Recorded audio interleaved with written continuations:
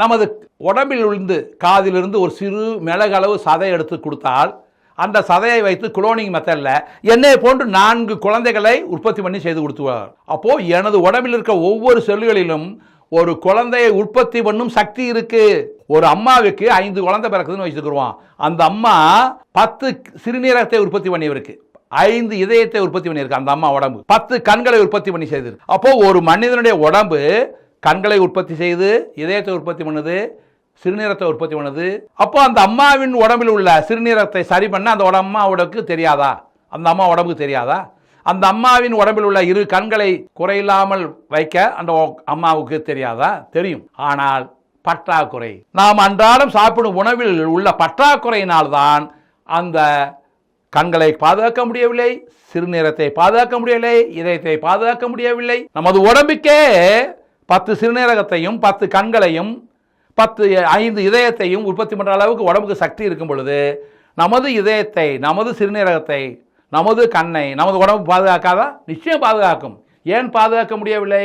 நமக்கு கிடைக்க வேண்டிய வைட்டமின்கள், தாதுப்புகள், சரியான உணவு கிடைக்காதனாலே உணவே மருந்து, மருந்தே உணவு என்ற சக்தி உள்ள உணவுகள் நமக்கு கிடைக்காதனாலே நாம் அந்த சக்தியை இழந்து விடுகிறோம். அதனால தான் நமது ஆரோக்கியம் அழிந்து விடுகின்றது. அப்போ நம்ம உதாரணமாக கம்பு, கேழ்வரகு, கோதுமை இதெல்லாம் மாவை அரைச்சி வச்சா மாவுக்குள்ள புழு வந்துடுது. உளுந்து, துவரை, பாசிப்பருப்பு, மொச்சை அதெல்லாம் வீட்டில் வைத்து இருந்தால் ஒரு 3 மாதத்துக்குள்ள வண்டுகள் வந்து விடுகிறது. அந்த வண்டுகள் பறந்து ஓடுது, உயிருள்ள வண்டுகள் உற்பத்தி ஆகுது. தானியங்களிலும் பயிர்களிலும் வண்டுகள் உற்பத்தி ஆகுது.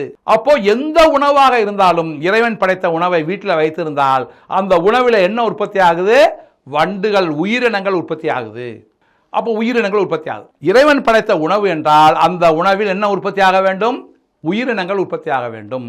ஆனால் அந்த வண்டுகளை, அந்த உயிரினங்களை, துவரை, உளுந்து, பாசிப்பருப்பு இதில் உற்பத்தியான வண்டுகளை அள்ளி டின் ஃபுட்டில் போட்டோம்னா, நம்ம கடையில் விற்கிறதுல 32 சத்துக்கள் 64 சத்துக்கள் நிறைந்த ஒரு டின் ஃபுட், அந்த டின் ஃபுட்ல போட்டோம்னா அந்த வண்டுகள் செத்து போகுது 1 நாள் 2 நாள். அப்போ இந்த உயிரினங்களை கூட பாதுகாக்க, உயிருள்ள வண்டுகளை கூட பாதுகாக்க தவறிவிட்டது கடையில் விற்கும் டின் உணவுகள்.